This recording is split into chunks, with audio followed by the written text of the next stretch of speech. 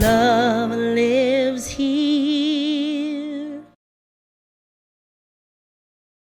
All right, so a couple of, I guess last month, Ed, Mom, Dad, and I, we all went to Knott's Berry Farm. You know how much I love Knott's Berry Farm, and I love boysenberry pie.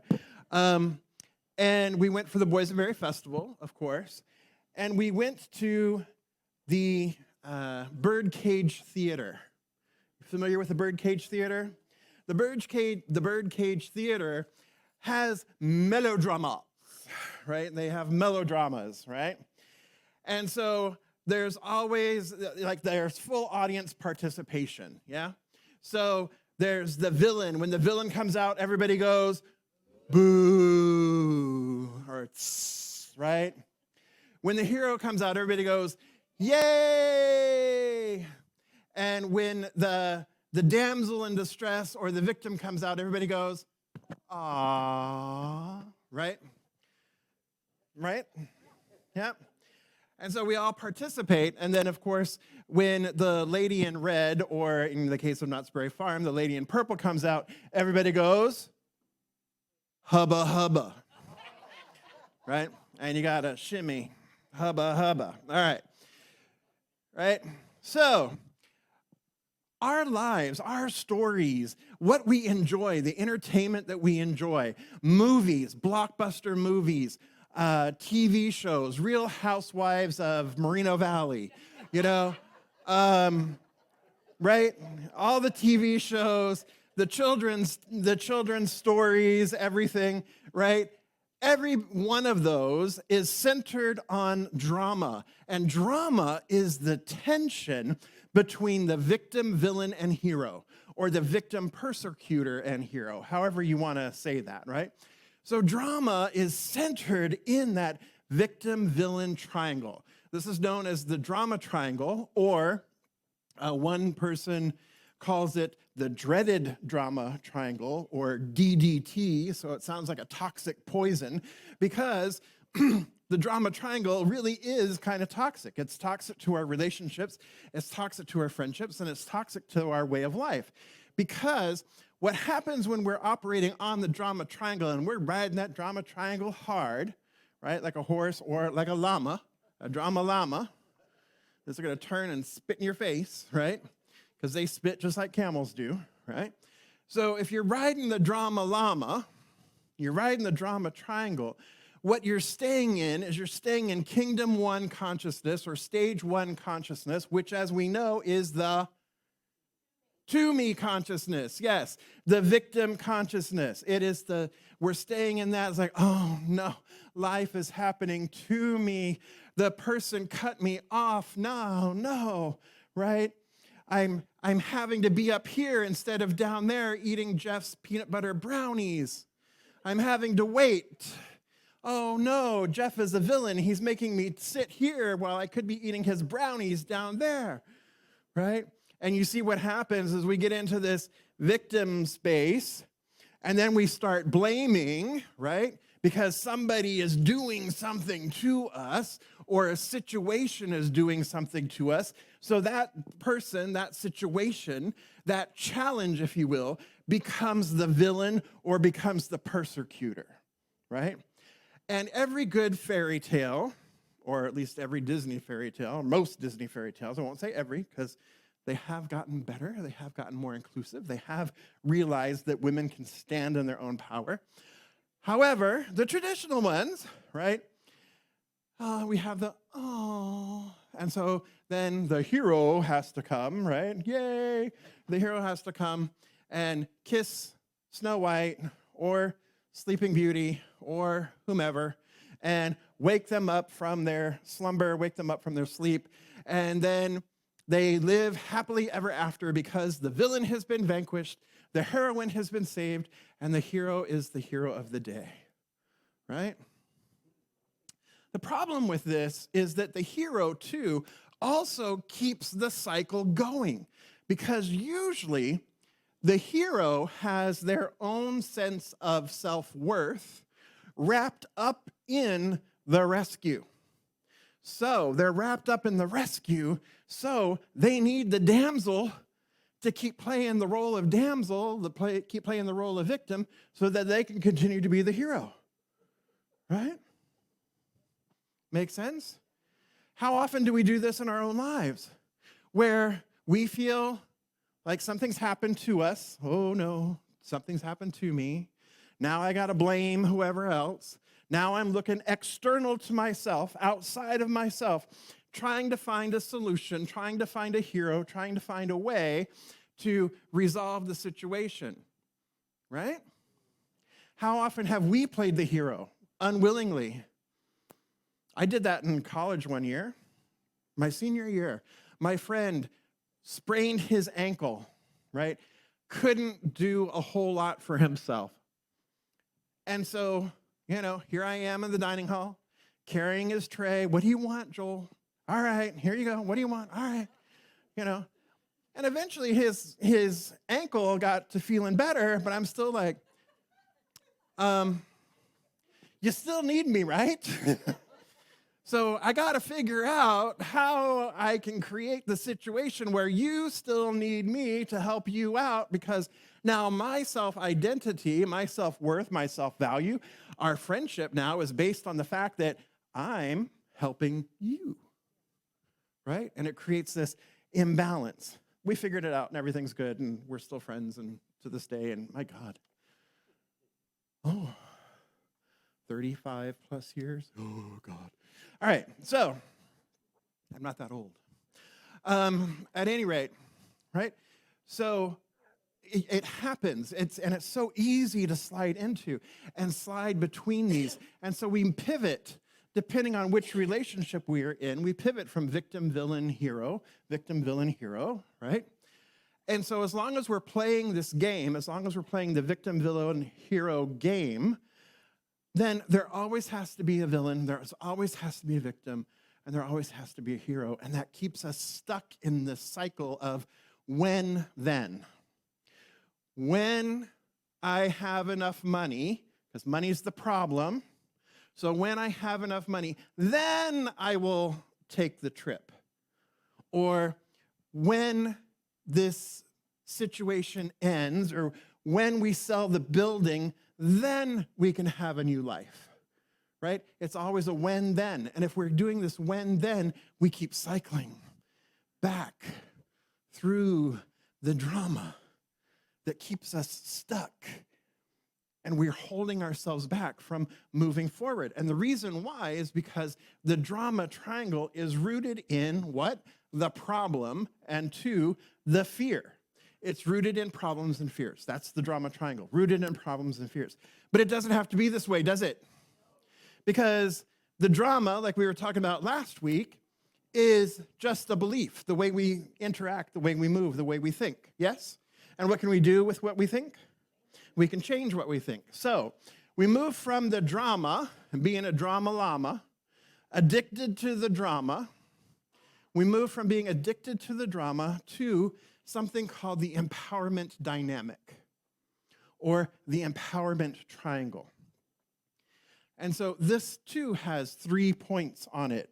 The victim becomes the creator.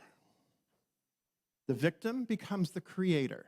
So the victim, right, if we stand in and we level up to level 2 stage of spiritual awareness, we level up to the second kingdom of consciousness, which is the by me, yes, thank you, which is the by me level of consciousness, the creator level of consciousness. What we're doing then is we're taking what? Responsibility. Thank you again, Sanja. This is basic. All y'all ought to be able to say, yes, I know she just finished her exams. I know. But this is basic 101, right? Okay? So we take what? We take responsibility for our lives. Absolutely. So if we take responsibility for our lives, the minute we take responsibility for our lives, we are empowered. We move into an empowerment seat.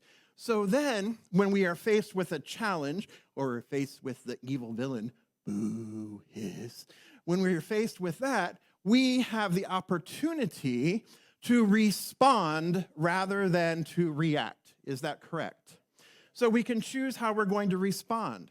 So when we choose how we're going to respond, then what is involved here is a sense of passion, a sense of outcomes. So this empowerment triangle is focused on passion and outcome. So what is the outcome I want to see here? What is it that I want to achieve here? What is it that I want to experience here? Yes? So if we're coming from this perspective, then we get curious and we allow ourselves to be inspired and we become curious about this and say, what's here to teach me? What's available to me? What other options are available to me in this moment? And then we can take action based on what is most in alignment with our vision, what's most in alignment with what it is we wish to experience, what is most in alignment with the outcome that we desire, correct? Yes. So the victim quickly becomes empowered, moves from victim like, oh, poor me, takes responsibility, recognizes that they have a choice, and then they can choose how to respond. And the minute we choose how to respond, then we can take action accordingly, right? So then we have the villain. Ooh, hiss, right? The villain becomes the challenger. The villain becomes the challenger in this model, this new model. And so the challenger consciously builds other people up, or consciously builds people up. They encourage people to learn and grow despite difficult situations. They, in fact, even can be the catalyst for learning and growing. And they're willing to stand in the vision when others aren't necessarily willing to stand in the vision. They inspire others to take action toward their highest good, to reach their highest good. And rather than criticizing or blaming, they are willing to shake things up, and they are the truth tellers. Does this sound familiar? What do I do here every Sunday? I challenge you. I give you your homework every week, don't I? I give you your homework. We challenge the way you're thinking. We challenge what you're believing. We are inspiring. We are lifting you up. We are encouraging you to learn. We are encouraging you to grow. We are encouraging you that in spite of difficulties or challenges, there is another way, another opportunity. It's very meta, right? Here I am, challenging. And what it's said about a minister is like, we disturb the comfortable and we comfort the disturbed, right? But part of our primary thing is to disturb the comfortable, is to stir the waters, is to stir the pot, is to get us thinking, get us opening to a higher perspective. And how beautiful is it that, like, right, that we are, as challengers, when we are in the challenger role, we are inspiring others to do what? Live their highest potential through the transformative power of love. And so that is what this community does it not? That's what our focus statement is. We embolden people to live their highest potential through the transformative power of love. In other words, my beloveds, we are all challengers, right? We're challenging the outside world. We're challenging each other to live our highest potential through the transformative power of love. And then the third point on the triangle, the hero becomes the coach. The hero becomes the coach. And the coach sees the creator essence in all life, the creator essence in everyone. What does this sound like? We recognize the namaste, right? The spirit in me honors and recognizes the spirit in you. We recognize that each one of us has the resilience. Each one of us has the resourcefulness and the capability to create and to change and to transform our lives. So as the coach, we're sitting and we're listening. We're actively listening. We are asking really powerful questions. We are exploring with a curiosity that allows the people that we are working with, the people that we're sitting in front of, to discover what is their highest and best, we're inviting it, we're calling it forward. And for the practitioners in this room, you know that that is what you are called to do. As a practitioner, you are a spiritual coach, are you not? You are invited as a practitioner. What a practitioner does, my beloveds, when you go and have a session with a practitioner, is you sit down with them. You share with them. They ask powerful questions of you. They ask and respond. They listen carefully and attentively, right? And they are helping you through a curiosity to discover the truth that is already within you and to bring it forward. And then they pray with you. But initially, it is an opportunity of sitting down, being heard, invited into a deeper conversation, invited into deeper listening, invited into deeper questioning to reveal and discover that which is already within. So we can move from being the drama llama, right, to an empowered being. We can free ourselves of this drama cycle by moving to the empowerment triangle. So what we're going to do right now is we are going to go to tables. You have 4 questions on your table to share with one another and to explore with one another. And those 4 questions are: how often do you find yourself on the drama triangle, and what roles do you typically play? Where do you tend to place your focus, on problems or on outcomes? How do you tend to relate to others, your experiences and yourself? What's your relationship with others, your experiences and yourself? And finally, what is one empowering action you can take to step off the drama triangle today? So, ready, set, go.